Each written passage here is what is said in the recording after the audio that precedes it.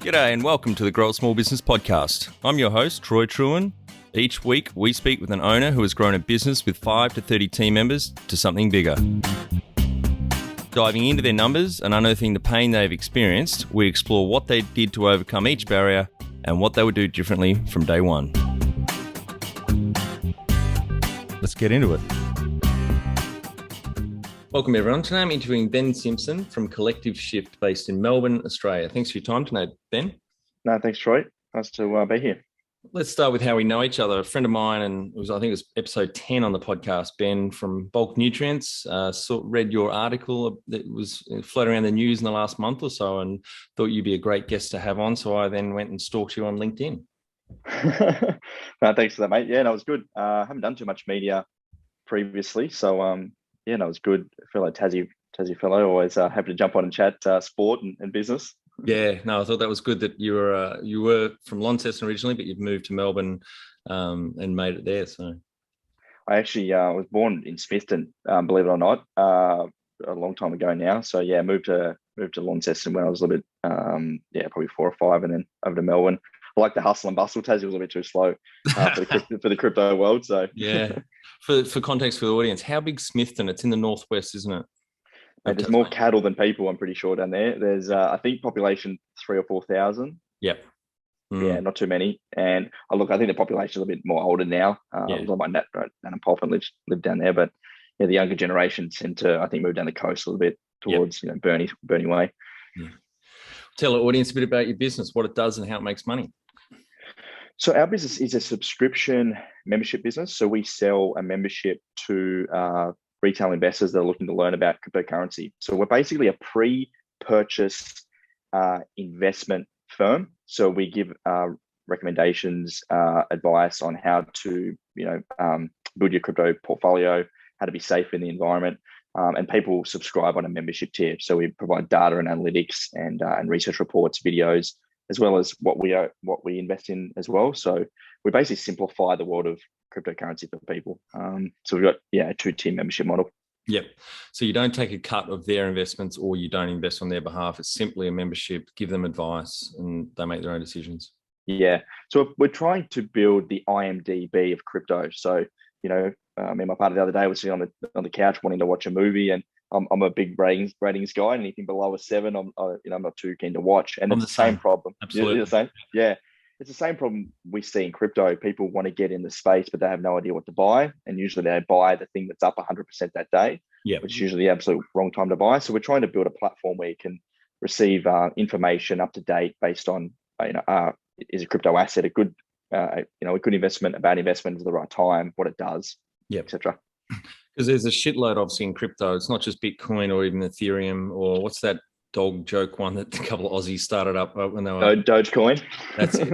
That's now what, the 7th biggest capitalized crypto or something. Insane. It's insane. Elon Musk posted a little bit about Dogecoin that pumped that price. I think there's over 10,000 cryptocurrencies now. Right. I think there comes into circulation at least 30 to 40 new cryptocurrencies a day. Wow. It's extraordinary. We think 90 to 95% of those coins will go to zero at some point in time. Yep. A little bit like the .com bubble, I think, where at the moment it's very inflated. Everyone wants to be in the space and everyone's creating their own coin. But the intrinsic value of crypto assets, I think there will only be a few that will stay the last of length of time. Bitcoin for me is the blue chip. It's the kingpin. It's, Bitcoin is like the blue chip asset and the other ones follow behind. But yeah, our job is trying to find the ones that we think are going to last it. Yep. Great. And how did you start out? So Collective Shift began underneath another business to begin with. So I used to work for another crypto company that had its own membership business. So it was like a Facebook group where you could sign up and receive advice, research, analysis on the markets.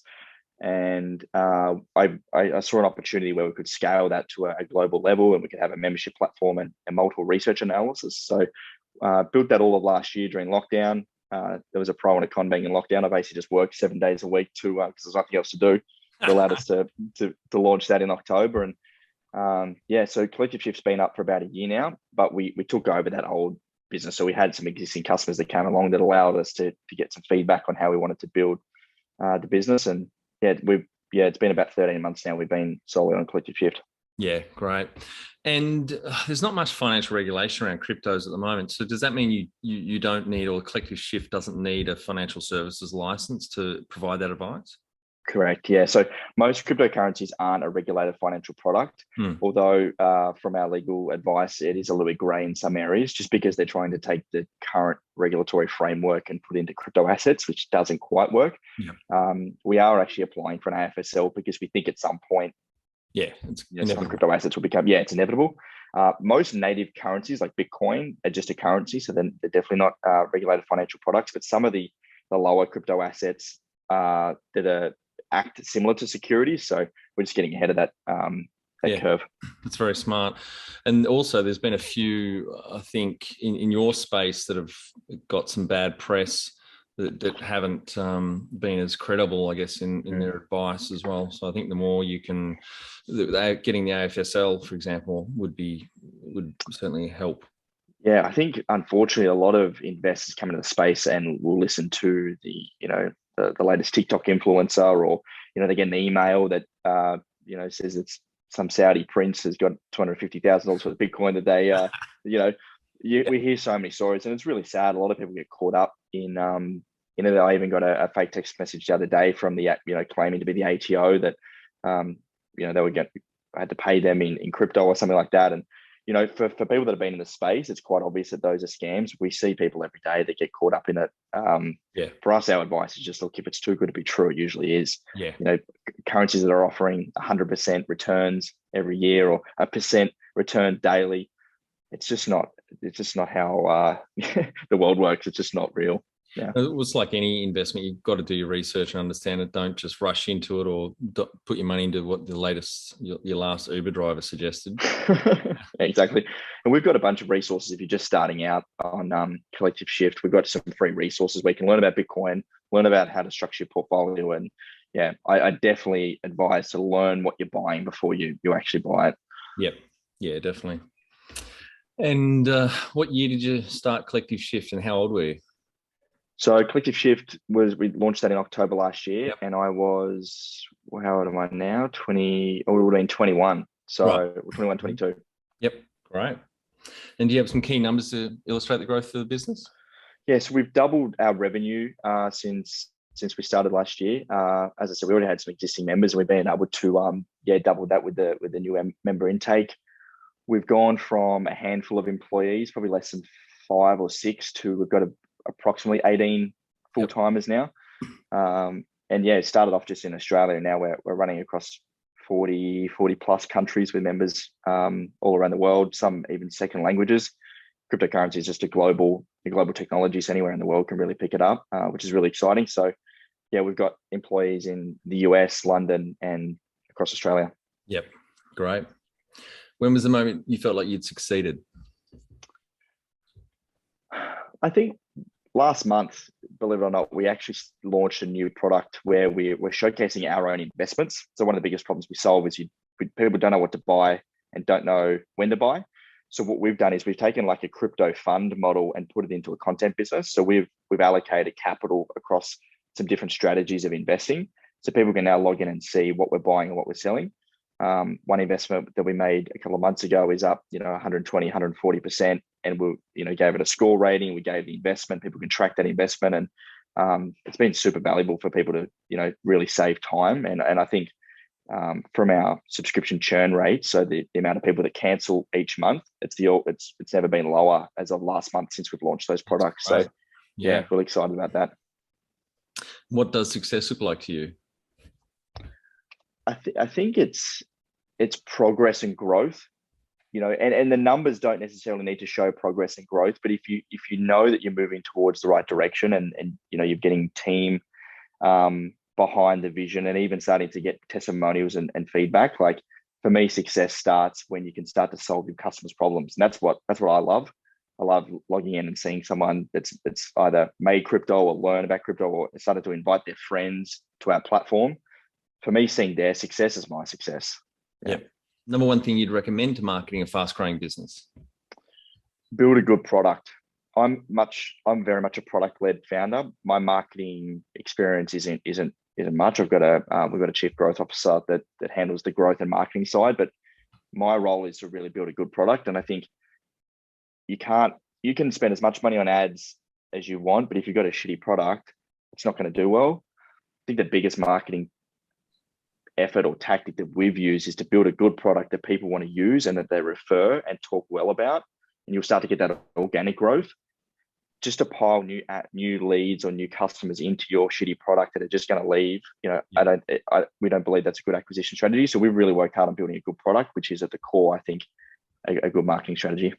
And coupled with just not only a great product, I assume you also, like Ben does at Bulk Nutrients, episode 10 that I mentioned earlier, they really have invested in their customer service side of things, so much so that you said that if they threw an extra customer service person into the team, even though the usual economics would say not to, because they know how important, and that paid off in the long term because they get fast response, professional response. Is that something you guys have invested in as well? Yeah. We've actually got our new head of member success starting next week. It's probably something that we've lacked a little bit of attention on. We've kind of just shared the load between the team internally, but we're at that point now where I'm doing onboarding calls. So for our pro members, you get a 15-minute onboarding call where we just help you solve your number one problem in crypto. Now that we're getting a lot more growth, it's hard to scale just on my own. So we're hiring a new head of member success to really drive to continue the good experience we hope members are already having. And for us, a subscription company, it's really easy to look at, okay, well, if we can reduce our monthly churn rate from X% to Y%, that say a 2% difference equals this amount of revenue on a monthly basis, and you map that towards what you're spending in customers. Like for us, it's really easy to look at that difference, and we can set KPIs. So I love the subscription or SaaS business model. We launched the Distillers Institute about 18 months ago. Got almost 300 students in that. If people are looking at setting up a distillery in Australia and New Zealand, they can do it's more on the business side rather than technical, how to make great spirits. So I would touch on that a bit, but really diving into that in the last couple of years. I love the unit economics of that kind of business. So you can say, what's the monthly churn? And then you can then work out what the lifetime of a customer is. You can then also work out the lifetime value of the customer. And then the final piece of the puzzle is the customer acquisition cost, or the CAC, and that ratio of CAC to LTV, Totally. You start to be able to set up a framework to scale. And I think for us, I don't think, we asked ourselves this question before, like, what is more important, acquiring new customers or like lowering churn? And I don't think it's a question of either or. Like, it's really a balance. You've got to be able to balance both and make sure the scales are, sort of an equal playing field. And also A/B testing. We do a lot of testing and iterating on pricing, membership lengths. We recently introduced a new, we used to just have monthly, quarterly, and yearly. Then we introduced a 2-yearly and 3-yearly membership, and we found the uptake on like 3-yearly memberships has been really good, and we never thought that was even going to be possible. Sorry, mate. I'm just going to look up an episode. Keep going on that. That reminds me, test is such an important thing to do, particularly in marketing or innovation, product development. I remember James McGregor, episode 6 from Biteable, good friend of mine. He's always about, test. You may think 3-year membership model wouldn't fly, but until you test it, you just don't know. And you've actually now surprised yourselves to see that it has. For us, it's review and innovate and iterate is one of our values. So it's, not waiting for perfection to launch a new feature, a new product, to get it out there and innovate. And also not being scared of sunsetting old shitty products. I think some of the products we launched in the past, we just continued doing them for the sake of doing them. But what we then realized, and we did some customer feedback and research, that there was a couple of products we're spending a lot of time on that weren't that valuable. We sunsetted those products, reallocated those times, and all of us as a startup or scale up, we're resource restrictive. To reallocate those resources to products that are going to be more successful.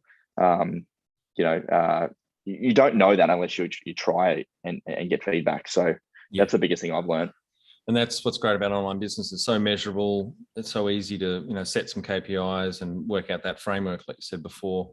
Is that something that you guys track? So your customer acquisition cost, your CAC ratio to lifetime value? Yeah. We've got a dashboard where we have, the main things we track is churn rate, upgrades and downgrades, resubscriptions. We haven't done much paid acquisition just yet, but we do monitor CAC as we start to scale our paid ads LTV is a big one, because once you have the LTV and you start to work with, affiliate partners, for example, if you know your LTV, you know how much you can spend to acquire that customer. Yep. But you don't know that until you're a few months in and you've sort of got your data in order. Yeah, exactly. Yeah, I was working with a subscription-based business actually on, I'll never use it, but a hair coloring product to mainly help females with their greys. And we built this big financial model around all that, around all those economics as well. And in that research, I did a fair bit of reading around that ratio of lifetime value to CAC. And they're saying it should be 3 to 1. If it's less than 3, then you're getting too close to break even. But if it's over 5, particularly if it's say 10 or over, if your lifetime value to CAC ratio, then you're not pumping enough money into paid advertising. Yeah, I think you can just a simplified model for those that haven't done it before. You can just track it on your P&L, right? So like if you one customer equals, you might get $200 in that month, but your LTV could be $1,800 because your average lifetime that they're going to stay there 7 or 8 months. You just reverse engineer. Okay, well then you've got what are you paying credit card fees? What do you pay for employee costs? And you just mock it all the way down until you get your gross profit or your net profit, and then you're a little bit more comfortable in being able to scale that up. Yeah. And how did you fund the business? So, as I said, we were initially a part of a bigger business that I was a minority shareholder of. So we had a little bit of capital there to begin with, but very small budget. I hired a team of overseas developers to start with, and to be honest, that was an absolute shit show. It was very difficult. There's a language barrier. I'm not a tech person. I had the vision and the dream, but to then communicate that and try and get that executed, it took months. It was really difficult. So yeah, already had that the business going, and then basically early this year, the other person I was working with was focusing on some different businesses, so I was able to purchase the Collective Shift off of him, and we put that into its own company, and I purchased that through basically my crypto investing and profits. So I've been in crypto since 2017. Paid myself in Bitcoin for a couple of years, which turned out to be a pretty good bet, and was able to use those profits to buy the business, which is awesome. Yeah, I thought you were going to answer just with crypto. That's how you funded it. Yeah. If you were to start up today with plenty of funding, would you go into your industry?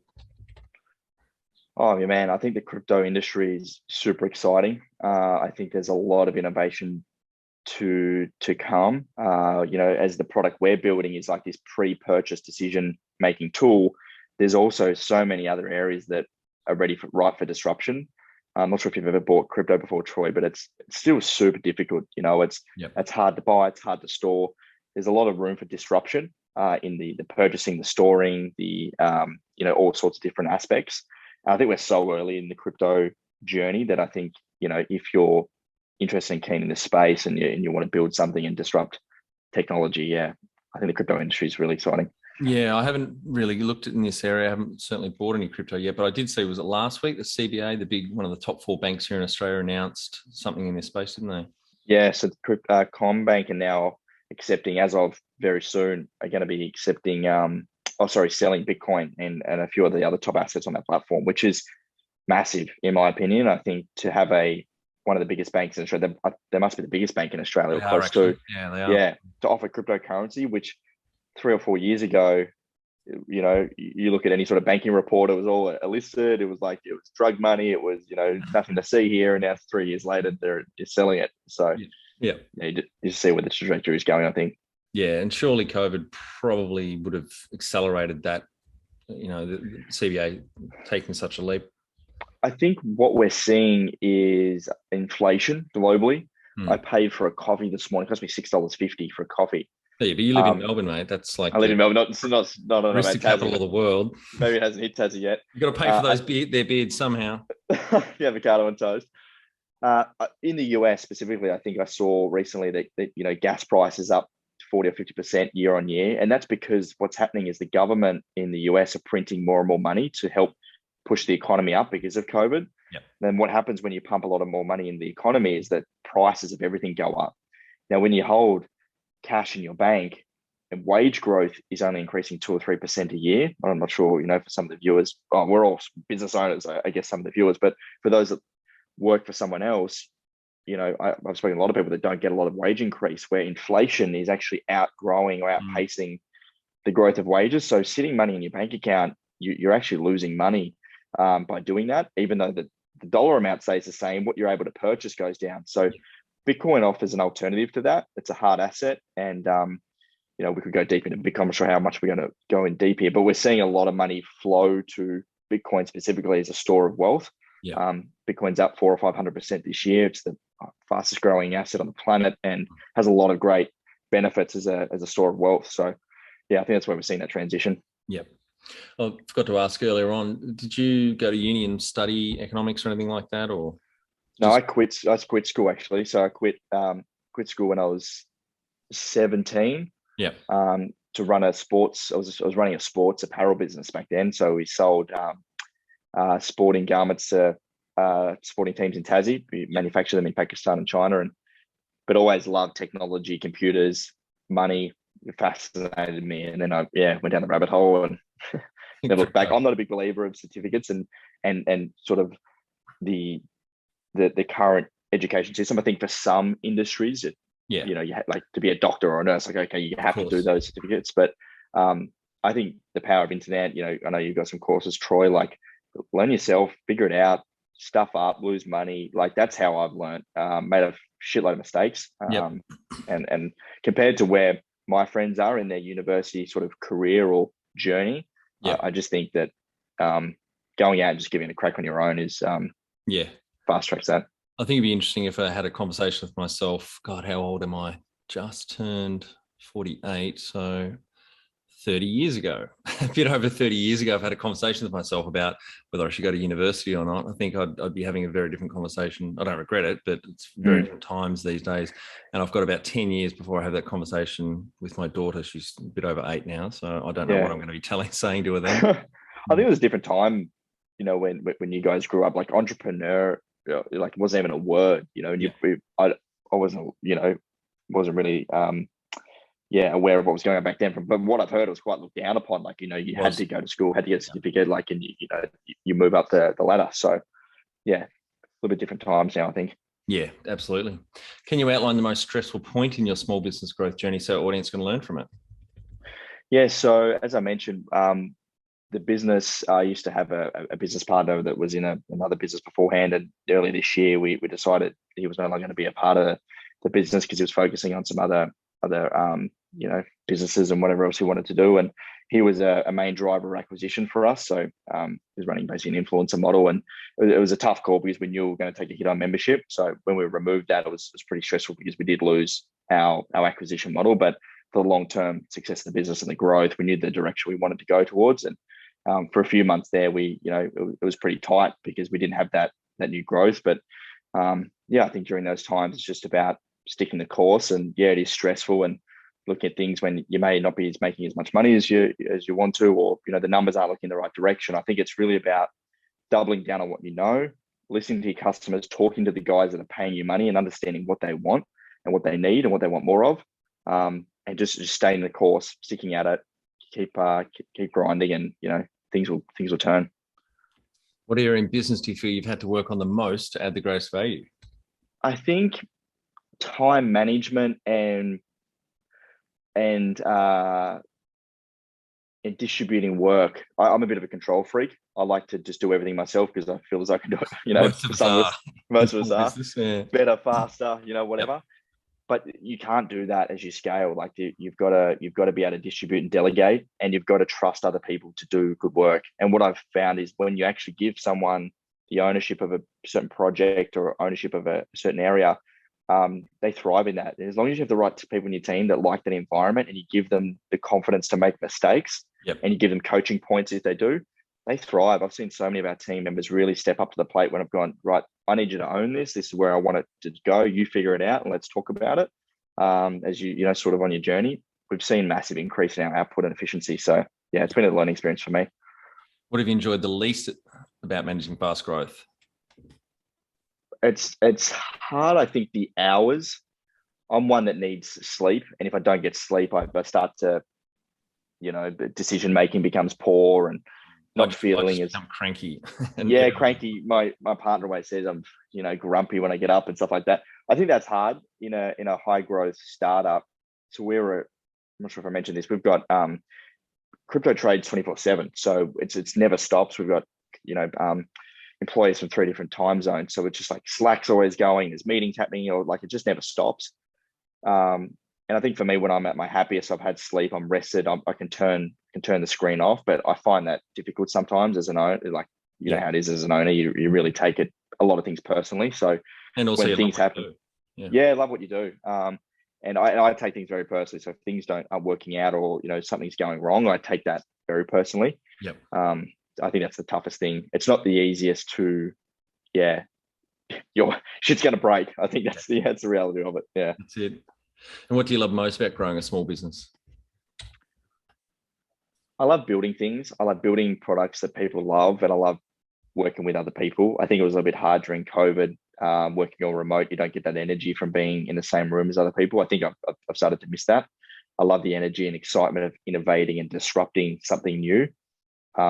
And when you see, like for us, I'm really passionate about helping people make money in crypto, because I think there's so many people that are losing money by following shitty advice. Yep. To see them come and understand the space and make money, that's amazing. It's an amazing feeling. So yeah, I love. What has been the biggest mindset shift for you in your small business growth journey? We're actually raising our seed round at the moment. So we've been bootstrapped up into this point, but our roadmap is getting longer and longer, and we just can't chew through it fast enough. Yep.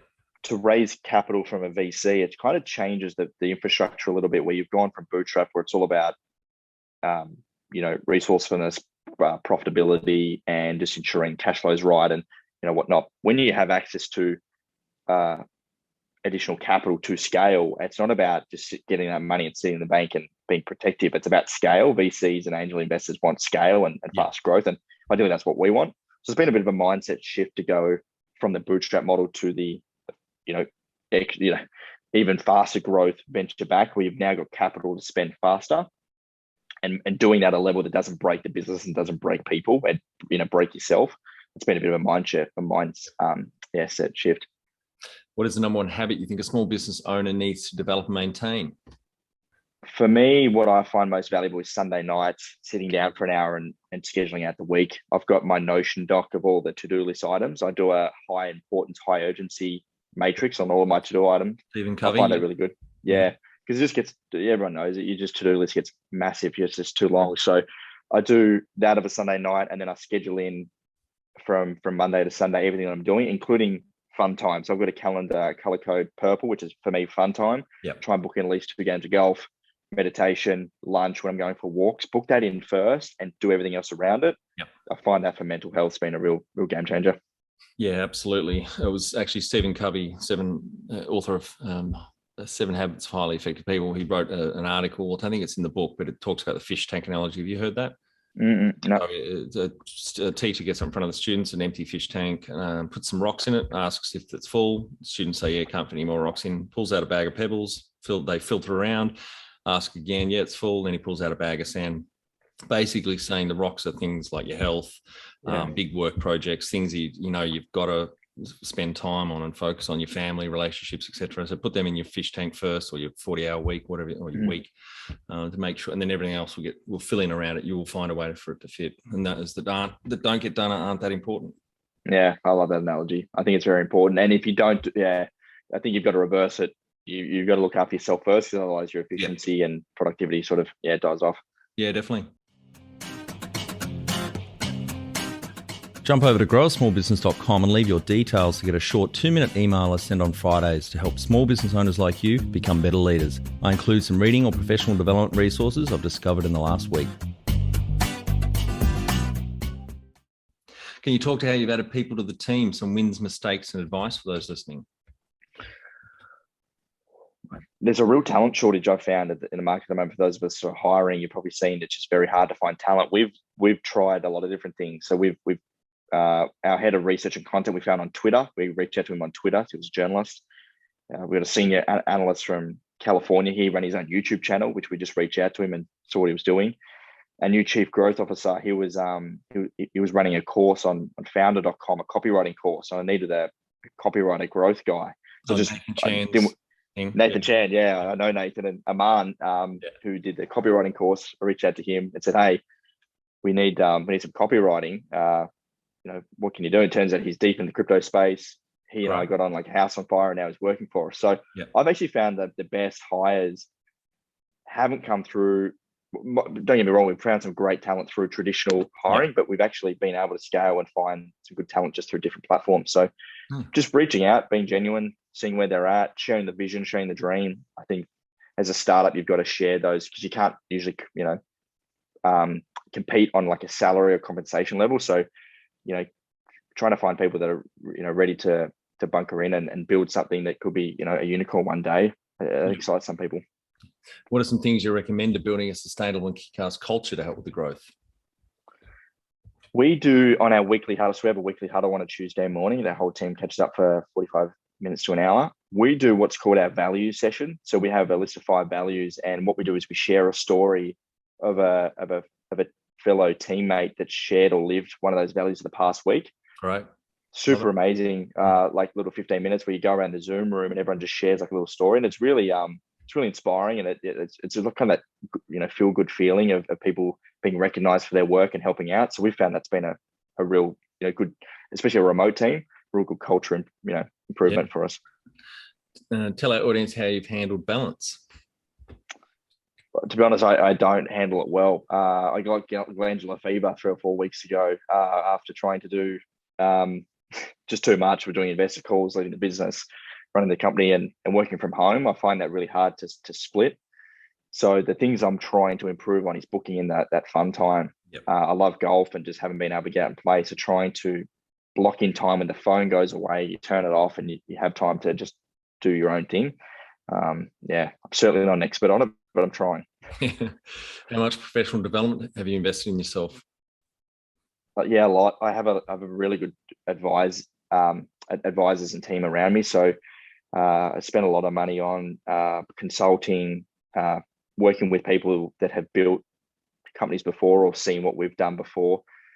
So I've got 3 or 4 advisors that I work with. A lot of my week is built up with just discussions and planning and thinking about what I'm trying to build and talking with different people, funneling that information, coming up with my own answer. That's how I tend to work. I'm not the smartest tool in the shed, and don't claim to be that. I like to work with smart people and put together everyone's thoughts to come up with an answer.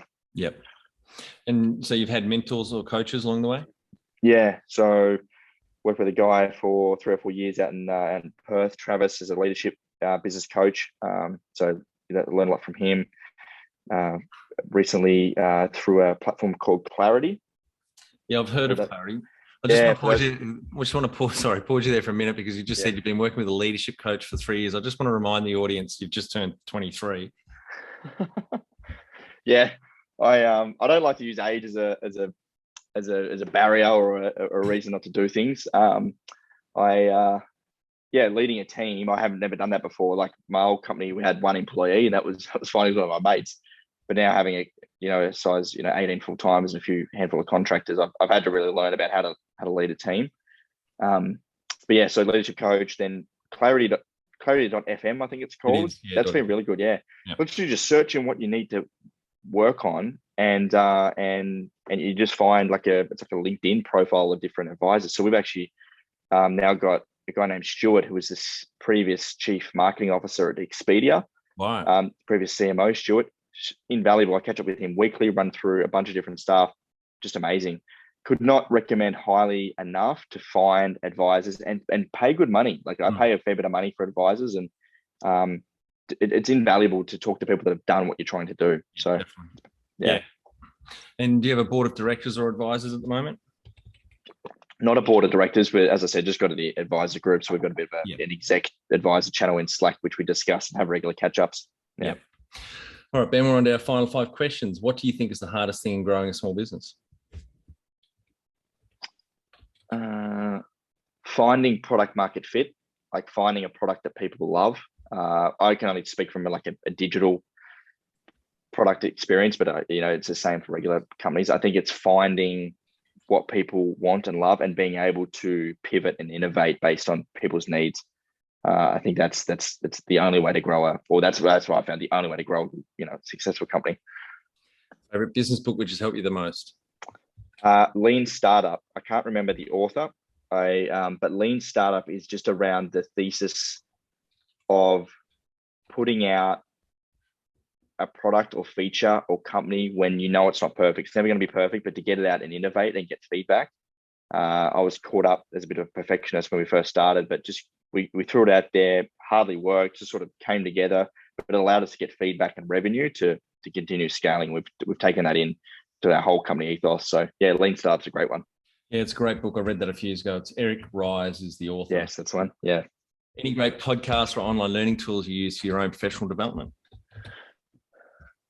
Podcasts I like to listen. There's a few. I like to listen to the All In podcast. That's a pretty good macro finance one. There's also, I think it's called the Startup School. Then there's also Leveling Up.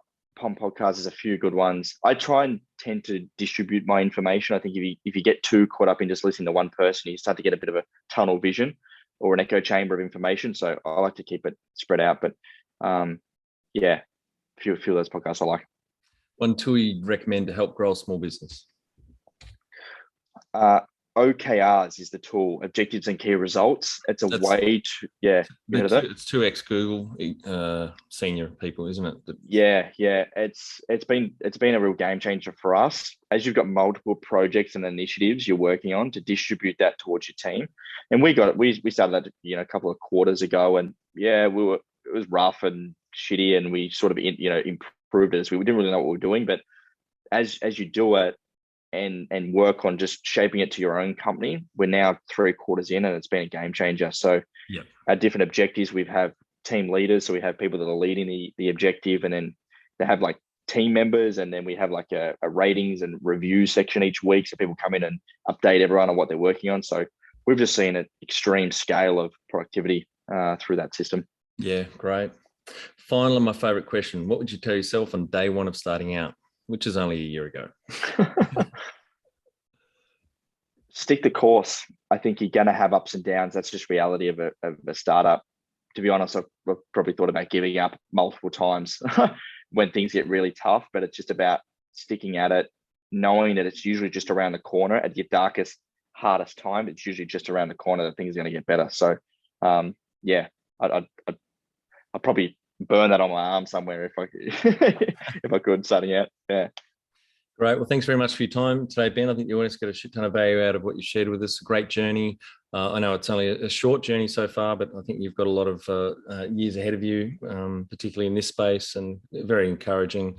A handful of team members now to 18, and obviously a very fast-growing membership base as well, and in a very exciting area of finance. Thanks, Troy. I appreciate you having us on, and I have to come down for a beer soon. Get back to Tassie. That'd be great. Yeah, let me know. Thanks, mate. And for our audience, we would greatly appreciate a review in iTunes or whatever platform you listen to us on. More reviews means we bubble up higher in iTunes, etc. So more business owners looking for podcast help with their growth will find us.